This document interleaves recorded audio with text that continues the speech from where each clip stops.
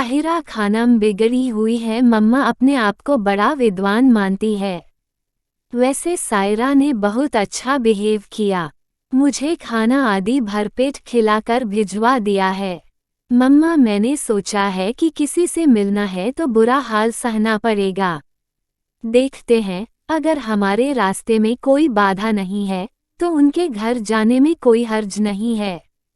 वैसे आप भी इन लोगों से मिलेंगे। अफसोस की बात है कि तुम्हारे पिता ने हमेशा हमें अपने परिवार से दूर रखा और अपने बारे में कुछ भी नहीं बताया। कौन क्या है और इसमें क्या समस्या है। लेकिन संसार में कोई भी कलह दूर हो जाता है। काफी देर तक मामा से बात की और उसके बाद मैं उनकी इजाजत लेकर अपने कमरे में चला गया।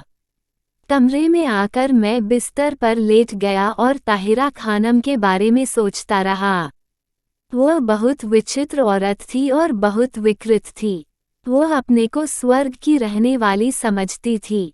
मैं इन सब बातों के बारे में सोच ही रहा था कि अचानक मुझे एक बिल्ली के रोने की आवाज़ सुनाई दी। फिर ये आवाज़ें तेज हो गईं और मुझे गुस्सा आने लगा। ताया अबू से इजाज़त मिलने के बाद मैं एयर गन लाऊंगा और उन बिल्लियों को निशाना बनाऊंगा। तभी मैंने ड्रेसिंग टेबल के पास शोरगुल सुना। मैंने चौंक कर इधर उधर देखा और सिफोना को बैठा पाया। गुरनी ने बताया था कि वह सिफोना के रूप में है और यह अनिवार्य रूप से वही था। उनकी आंखों से आंसू बह रहे थे। मैं बैठ गया। मैंने कहा, हाँ, तुमने मुझे नुकसान पहुंचाने की बात कही थी। मुझे आश्चर्य है कि जब मैं सोता हूँ तो आप मेरी गर्दन क्यों नहीं दबाते। गुरनी ने कहा, क्योंकि तुम ही मेरा आखिरी सहारा हो। अगर तुम मुझसे शादी करोगी तो मैं सिफोना बनकर रहूंगी और मेरी बेटी मेरे पास रहेगी। मैंने कहा कि मैंने तुम्हें मना किया है कि मैं ऐसा कभी नहीं करूंगा। गुरनी बोली, आपको करना होगा, यह करना होगा। मुझे तुम्हें मजबूर करना है और मुझे एक छाया की तरह तुम्हारे साथ रहना है और जहाँ भी अंधेरा है तुम मुझे अपने पास पाओगे। मैंने कहा कि मैं रोशनी में रहूंगा। समझे क्या? गुरनी ने कहा, मेरी बात सुनो, इतने कठोर हृदय मत बनो। आखिरकार किसी बिंदु पर आपको अपना जीवन साथी चुनना होगा। आप हमेशा मुझे सिफोना के रूप में देखेंगे। आपको कभी नहीं लगेगा कि आप गुरनी के साथ हैं। आपको जीवन की हर खुशी मिलेगी, वह जो मनुष्य द्वारा मांगा जाता है। मैंने कुछ और कहा। गुरनी ने कहा, मेरी बात सुनो, अगर मेरे हाथ कुछ बुरा होता है तो हमारे दिल में एक दूसरे के लिए कोई जगह नहीं होगी। मैंने कहा, तो करो और खराब करो, ताकि हम खुलेआम एक दूसरे से नफरत कर सकें और फौरन यहाँ से निकल जाएं, वरना। यह कहकर मैंने इधर उधर देखा। कुछ ही दूरी पर लोहे की रॉड रखी हुई थी।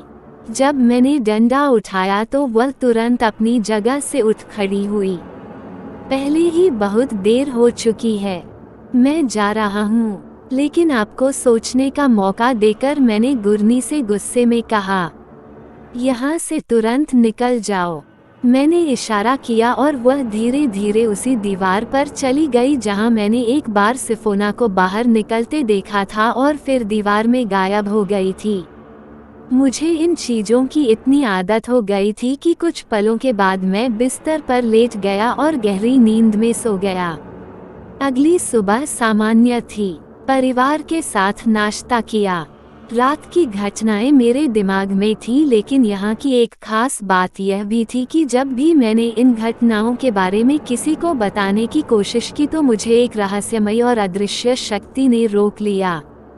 गुरनी ने रात में भी धमकी दी थी। कभी कभी दिल में चिंता होती थी कि कहीं किसी का नुकसान न हो जाए, लेकिन जब भी मैंने परिवार से इसका जिक्र करने की सोची तो जुबान अपने आप रुक गई। फिर अगले दिन करीब 11 बजे सायरा का फ़ोन आया। उसने मेरा मोबाइल नंबर लिया और मुझसे कहा कि अगर वह मुझे कॉल करेगा तो मुझे कोई आपत्ति नहीं होगी। जाहिर है, आपत्ति की क्या बात थी। हालांकि हमारी नीति थी कि हम इन लोगों के साथ अपने संबंध जारी रखेंगे। मैंने गर्मजोशी से सायरा का कॉल रिसीव किया। सायरा ने कहा, जब मैंने आपको फ़ोन किया तो आपको हैरानी नहीं हुई?